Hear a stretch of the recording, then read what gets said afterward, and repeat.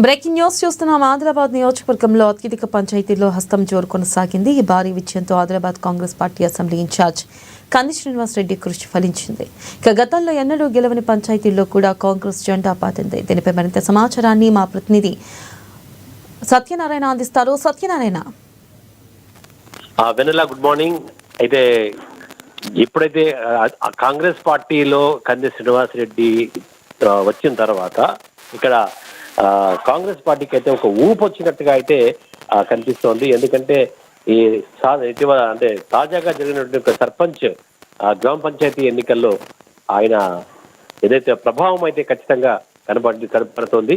ఎందుకంటే ఇక్కడ ఎప్పుడు అంటే కొన్ని గ్రామ పంచాయతీలు ఆదిలాబాద్ జిల్లాకు సంబంధించి కానీ ఆదిలాబాద్ నియోజకవర్గానికి సంబంధించి కానీ ఎప్పుడు కూడా కాంగ్రెస్ పార్టీ గెలవనటువంటి కొన్ని గ్రామ పంచాయతీలు కూడా కాంగ్రెస్ పార్టీ హస్తగతం చేసుకోవటం, అంటే కాంగ్రెస్ పార్టీ బలపరిచిన అభ్యర్థులు హస్తగతం చేసుకోవడం.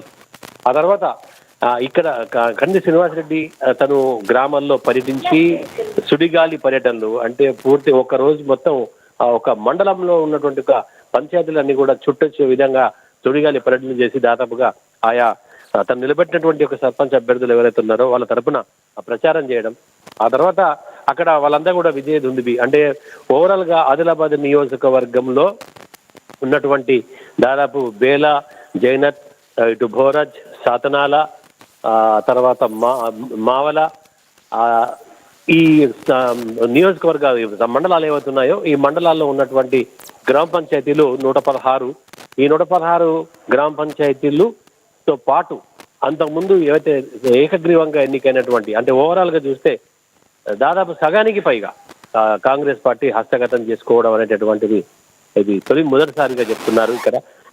ఎందుకంటే ఇంత పెద్ద ఎత్తున అంటే కాంగ్రెస్ ప్రభుత్వం ఏదైతే అధికారంలో ఉంది కాబట్టి ప్రభుత్వం చేపడుతున్నటువంటి అనేక సంక్షేమ పథకాలు అవి ప్రజల్లోకి తీసుకెళ్తున్న తీరు, ఇక్కడ కంది శ్రీనివాసరెడ్డి తన శ్రేణులు ప్రజల్లోకి ఆ యొక్క సంక్షేమ పథకాలని తీసుకెళ్లి ప్రభుత్వం తరఫున ప్రచారం చేయడము, ఆ తర్వాత ప్రభుత్వం చూసి ఆ సంక్షేమ పథకాలు, కంది శ్రీనివాసరెడ్డి పర్యటనలు, ఇవన్నీ కూడా ఇటు సీఎం రేవంత్ రెడ్డి రాక కూడా దానికి తోడుగా ఇవన్నీ కలిపి ఇటు ఇన్ఛార్జ్ మంత్రి జూపల్లి కృష్ణారావు కూడా నియోజకవర్గాన్ని పర్యటించడం, ఇవన్నీ కల్పిస్తే కాంగ్రెస్ పార్టీకి మాత్రం ఒక ఊపు అయితే వచ్చినట్టుగా కంది శ్రీనివాసరెడ్డి సత్తా అనేటటువంటిది ఏదైతే ఉందో అది తెలిసే విధంగా ఇక్కడ ఒక హవా అయితే, అంటే కాంగ్రెస్ పార్టీకి మాత్రం ఒక హవా కనపడుతుంది. ఎందుకంటే దాదాపుగా సగానికి పైగా గ్రామ పంచాయతీల్లో పార్టీ అభ్యర్థులు సత్తా చాటడం, ఇక్కడ ఇదంతా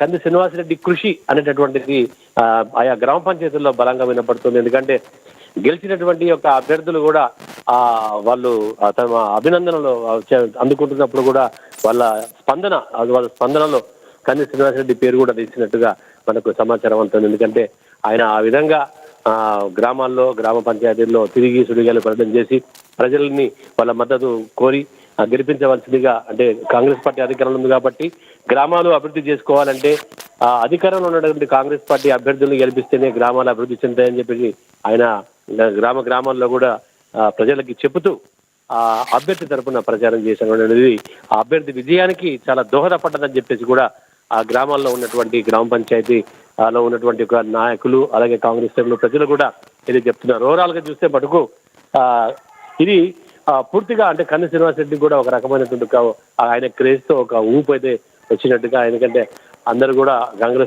కాంగ్రెస్ పార్టీకి ఒక మంచి రోజులు, అంటే ఇదే ఊపు కంటిన్యూ అవుతే రానున్నటువంటి యొక్క ఏవైతే త్వరలో జరిగినటువంటి ఒక స్థానిక ఎన్నికలు ఎంపీటీసీ, జెడ్పీటీసీలు, ఆ తర్వాత రాబోయే మున్సిపల్ ఎన్నికలు, అనంతరం వచ్చేటటువంటి మళ్ళీ తిరిగి అసెంబ్లీ ఎన్నికలు, ఈ అన్నిటికి కూడా ఈ సర్పంచ్ ఎన్నికలు అనేది ఒక బూస్ట్ ఇచ్చే విధంగా వచ్చినట్టుగా అయితే ప్రజలు చెప్తున్నారు. ఇదే ఊపితో ఇదే సత్తాతో వచ్చే ఎన్నికల్లో కూడా సత్తా చాడతామని చెప్పేసి అటు శ్రేణులు అయితే చెప్తున్నటువంటి ఒక పరిస్థితి కనబడుతుంది. Vennela. Right Satyanarayana, thank you.